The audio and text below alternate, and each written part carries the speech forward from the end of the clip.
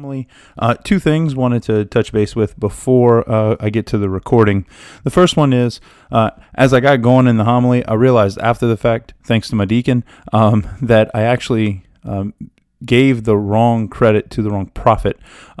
It's actually Elijah, not Isaiah. You'll hear me say Isaiah. I actually mean Elijah. The second thing is you'll notice that the audio quality isn't as good as it typically is, and that's because I forgot to hit record before Mass, so I had to rip the audio off of the live stream. So enjoy this week's homily. Thanks so much for listening, and God bless.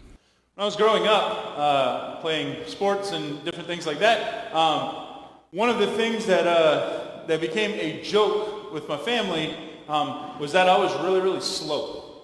I was one of the tallest kids in my grade, and growing up, I was always one of the taller kids, but I was always very slow. Now, the reason why I was slow, there was a particular reason. When I would run, I would take little bitty choppy steps. I didn't like stretch my legs when I would run. So my upper body looked like an Olympic sprinter, while the bottom half of me looked like I was running in quicksand. Just wasn't going anywhere fast, like pretty much ever. But I remember there was a time we were at I was at a baseball tournament. We were visiting, we were talking to some people, and all of a sudden a bee, a big honeybee, came up and was right in my face. And I guess like it's one of those moments where it just kind of comes out of nowhere into your field of vision and it scares you. I remember it came into my field of vision and I took off. And I remember my mom and dad, after they saw me do that, they looked at me and they said, we're going to train a bee to chase you around the bases. Because that was the first time in my life that when I took off, I was running full stride. It was long strides, and I actually was moving fast. But the thing it took me being scared out of my mind for my body just to react and to go.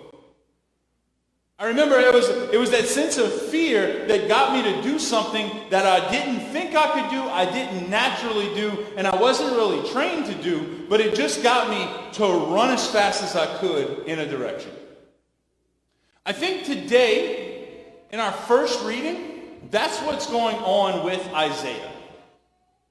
Like we got to get some context around Isaiah, because otherwise, what we read just now, it may not make a whole lot of sense. So what's happening right before this in the first book of Kings with Isaiah?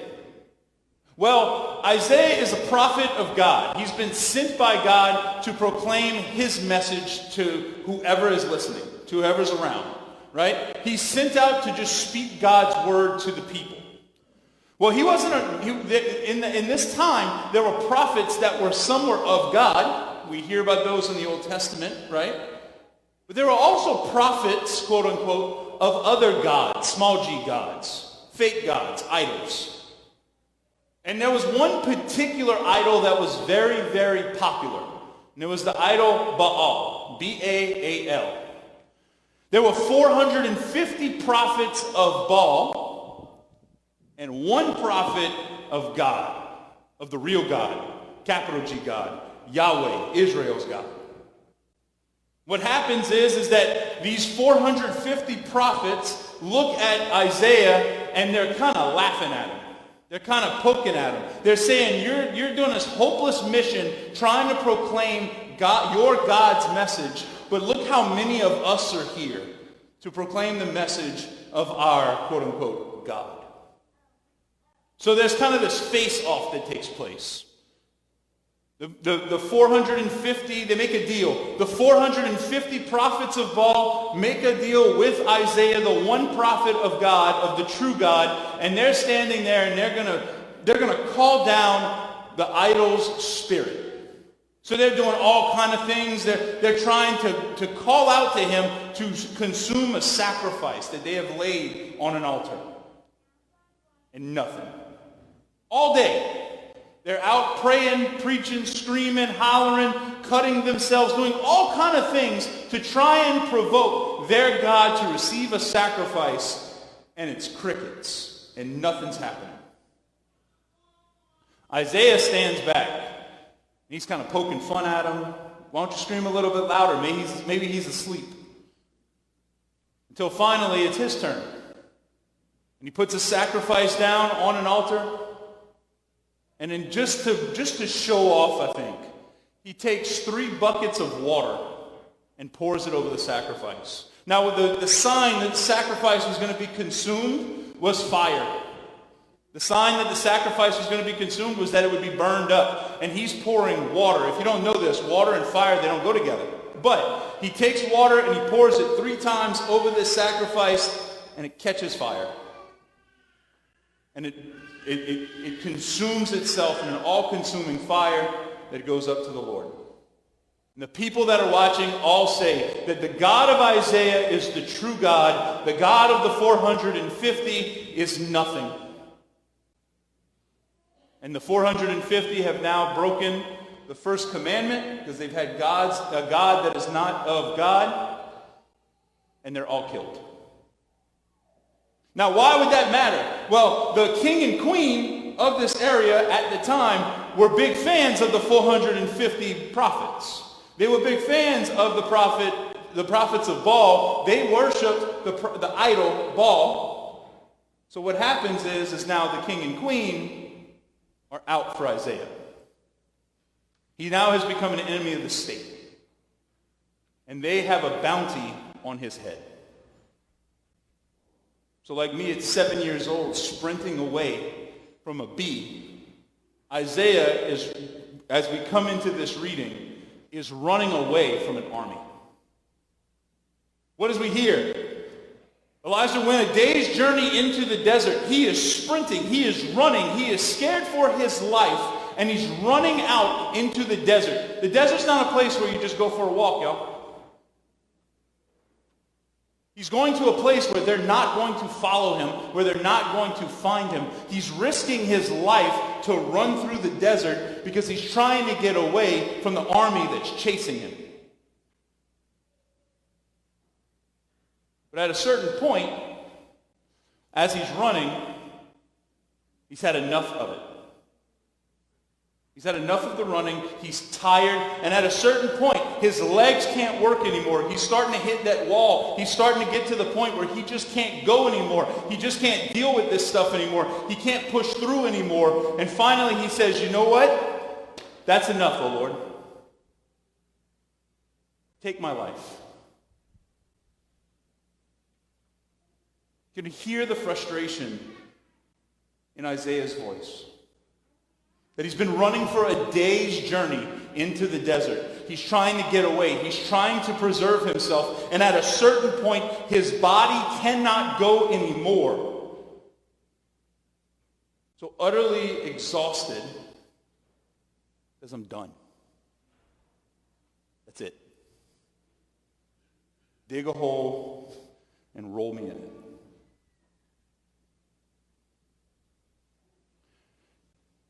Now, I don't know about you, but the last 16 months has felt like I'm running. I don't know about you, but since March of last year, of 2020, it's been feeling like we're running. But we're running, and it feels like we're not going anywhere. I don't know about you, but I've been coming face-to-face with a lot of the frustration of the last year and a half of feeling like I am sprinting in a direction and really don't know where I'm going. And quite honestly, it might just be me, but I feel like the words today from Isaiah mean something to all of us. That is enough, O Lord. Because I'm tired. That is enough, O Lord, I'm overwhelmed. That is enough, O Lord, leave me alone. Because it's been too much. When is it going to stop?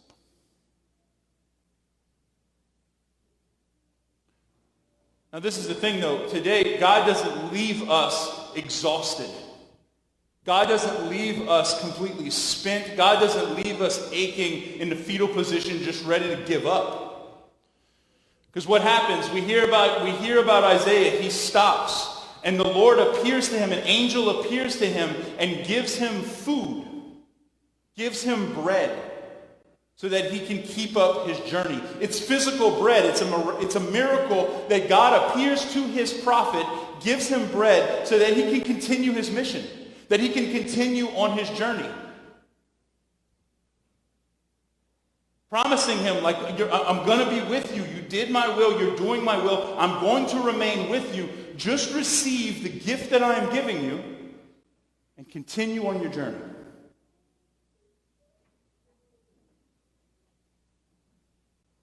The same God that met Isaiah in his exhaustion, that same God that meets Isaiah in a spot where he has given up in his hopelessness, that same God today, again, steps down to us to feed us with the miraculous bread. In our gospel, we've been hearing from John 6, and John 6 is the one chapter of the gospel, the main chapter of the gospel, where Jesus breaks open his teaching on the Eucharist. And what does Jesus say today? He says, I am the bread of life. He says, I am God. I am divine, and I'm giving to you this miraculous bread from heaven. Just like what happened with the Israelites going through the desert for 40 years and having manna that was given every day. Just like Isaiah, who has an angel that appears and we feed him so that he can continue his mission. In the same way, Jesus is saying to you and I today that he gives us a miraculous bread from heaven. That is himself.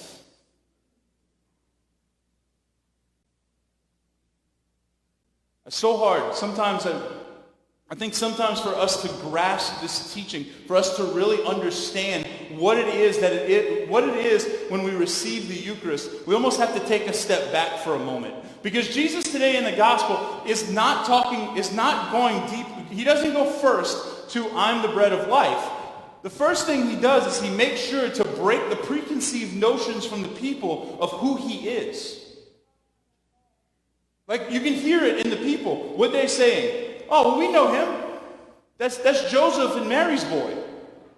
We know him. That's the one that used to do X, Y, and Z. We know him. We know him. We're his friend. We've been watching him grow up. But Jesus begins by first revealing to the people who he is. What does that mean for us? A lot of times when we answer the question of who is Jesus, we have a lot of different ways we can answer it, right? We can think, oh, he's just a really good moral teacher. He's got some cool sayings, like the golden rule, don't hurt other people, love others, even the enemy, all that stuff. Like, oh yeah, he's got that kind of stuff. Or he's a miracle worker from back in the day. Like, he gave sight to the blind, he made the deaf hear, he made the lame walk. Like, he's pretty good. Or he's like this old dude that used to overthrow governments and stuff, and he ended up getting killed for it.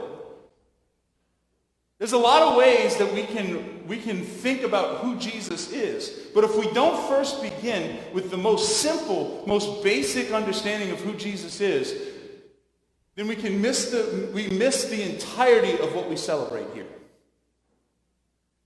The first thing that we have to recognize is when we think of Jesus is that Jesus is God made man. Everything else is extra.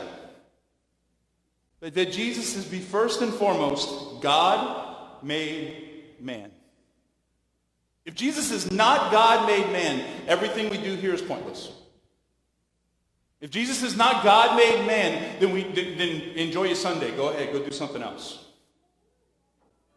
But if Jesus is God made man, then what he says in the gospel today, when he says, I am the bread of life, and I give my flesh for the life of the world, it's true. And he has the power to do it. And he has the power to make himself present again, here on this altar. You see, today when we come to celebrate Mass, we come to receive a miraculous bread from heaven, the same way that Isaiah did, the same way that the Israelites did in the book of Exodus. We come to receive a miraculous bread from heaven. And right now, I don't know about you, but I need some heaven. I need some fuel. Because the last 16 months has been hard. And it would be really easy to give up. How the heck with it?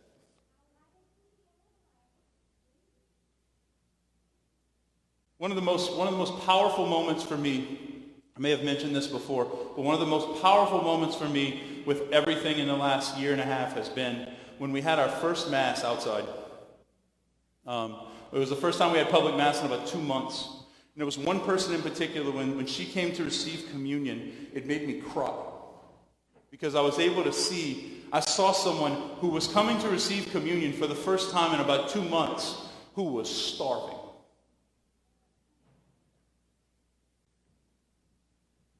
It wasn't anything short of just a starving, a hunger that couldn't be quenched by anything other than the sacrament, than the Blessed Sacrament. Today we come with that same hunger. Sometimes we can lose sight of it because we're familiar with the Mass. Sometimes we can lose sight of it because we walk into a church and the Blessed Sacrament's there in the tabernacle. Sometimes it's very easy just to kind of come through the motions and be like, oh yeah, well we're going to stand up, we're going to sit down, Father's going to talk too long, then we're going to do this little thing at the table, and then we're going to receive our cookie, and then Father's going to talk too long again at the end with announcements, and then we're going to all go home. Like, we can really just kind of fall into this familiarity with the Mass. But today, as we come to Mass, my encouragement to every one of us here, whether it's your first time at church in a while or you've been here every week or every day, for a moment, let's not be familiar with the miracle that takes place in front of us. Because God made man is going to step down to feed you. God made man is going to step down into your situation, whatever that might be. Whether you're exhausted, whether you're frustrated, whether you're waiting for the next list of stuff that you can't do or shouldn't do or need to do or whatever. Like, God made man is going to step down into your life and into mine to simply feed us for the journey to heaven. There's nothing more important than that. There's nothing bigger than that. Today, when we come to Mass, when we come to communion, may we just allow God-made man to feed us, to satisfy us, and to strengthen us.